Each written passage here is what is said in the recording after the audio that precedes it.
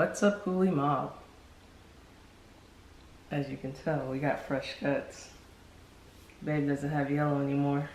Or blonde. Dang, my hair was yellow? No, it's really blonde, but I don't know. Yellow was the first thing I thought of. Dang! Whatever. That was a good save, right? No, it was not.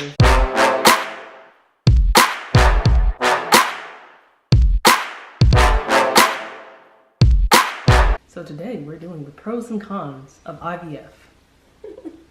Okay, so you want to do the pros and I'll do the cons, or one pro, one con? No, yeah. Do all the pros and then all the cons. I liked it, one pro, one con. All right, go ahead. So Cherie's gonna do all the pros of IVF. I guess I'm doing the cons. Babe, I didn't say that. I said I like you one pro. Oh, I'm saying it wrong. Yeah. Okay, I like when you do a pro and I do a pro and you do a pro, I do a pro. And then we do cons together. You do a con, I do a con, you do a con. Okay, so scratch that. All right, go. One of the pros of doing IVF is knowing the gender. Another pro of doing IVF is, like, you know, all the, you know, a lot of there's genetic testing. You know, if your kid has Down syndrome or any other, you know, genetic abnormality. Oh, you also don't have to do the whole process. You just have to do the transfer. Like, you don't have to do the egg retrieval and basically the egg retrieval is like the longest part, right? Yeah. So you don't have to do the egg retrieval again because you're gonna have all your eggs, and so you just have to do the transfer, which transfer doesn't take that long. I mean, like, you did a transfer back to back like in a month, I think. Yeah, I did. Like a month and a half or something. And another pro about IVF is that you can plan your family ahead of time because you already know how many eggs you have possibly on your retrieval. Things can come up. For the most part, you kind of know, like, you have a good picture of it just makes your life easier, and you can just plan out your whole life rather than planning like, oh, if we have another child, or yeah, it's already prepared and frozen for you. Yeah. Now we're doing the cons. Cons. Okay, The con one. Con one is expensive as I don't know what.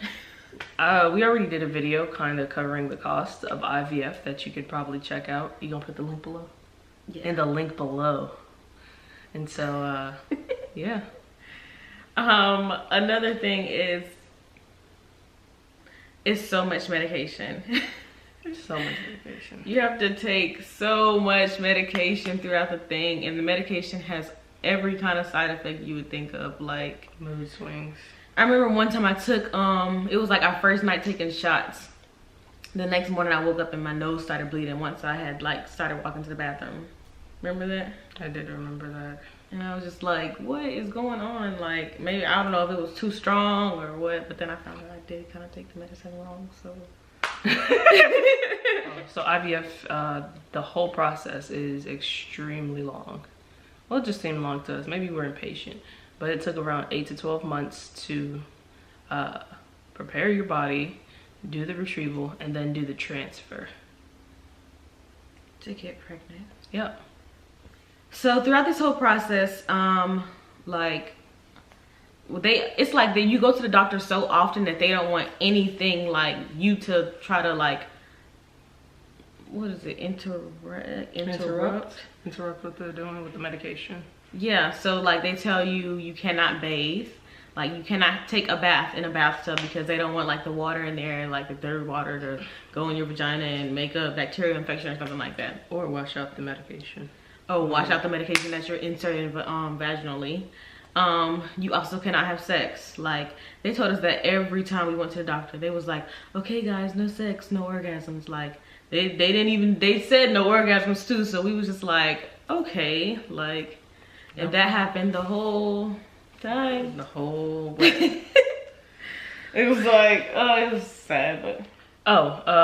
IVF does have a cost that you really don't think about until you get there. It's the cost, yeah, it's the cost of medication. And if you Google it, it says it can range anywhere from $4,000 to $6,000.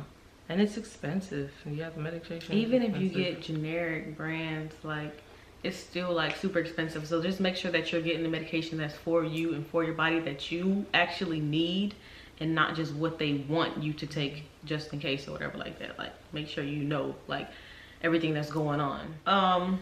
So during this process, you take a lot of medications, which means like your pH balance usually is off and back on every so and so again. So every time maybe like every other time we went to the doctor, we would have like a bacterial infection or a yeast infection, and then they would give us more medication to counteract it. Yeah, to like handle that. So it was just like, oh, it was just so like, I don't know the word. Like, it was aggravating. That's not the word, but it was aggravating. About like how much stuff that we did have to take, and then the different stuff that was happening to our body that we had to take even more medication. Another con is that you have to pay for each transfer.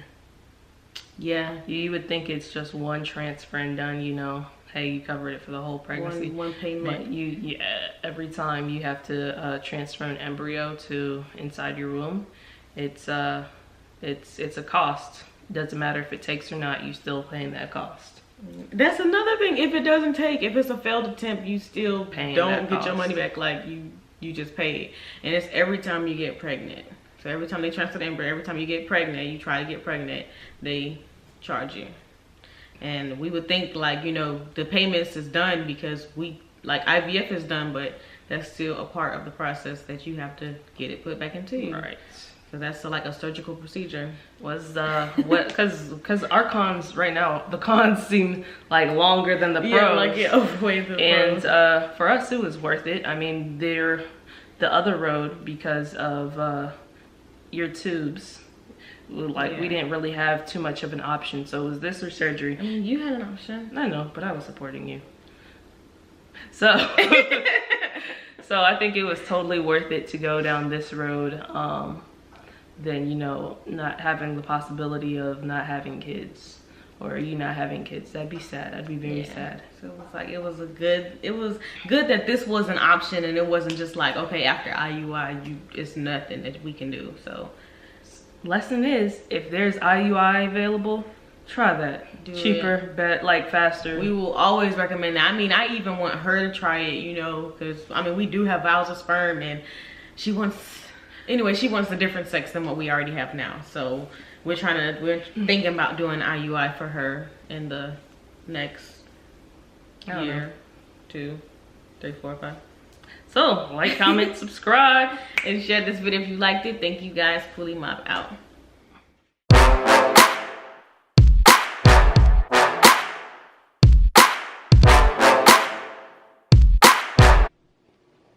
I just wanted to add that you also take birth control during IVF.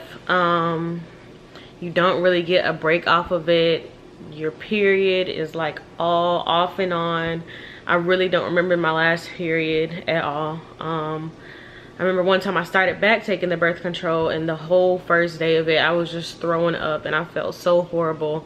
And we have never taken birth control prior to IVF, so this was just like a life changer, and I really don't want to be on birth control anymore. I never wanted to be on birth control, but that's just another con that I wanted to add.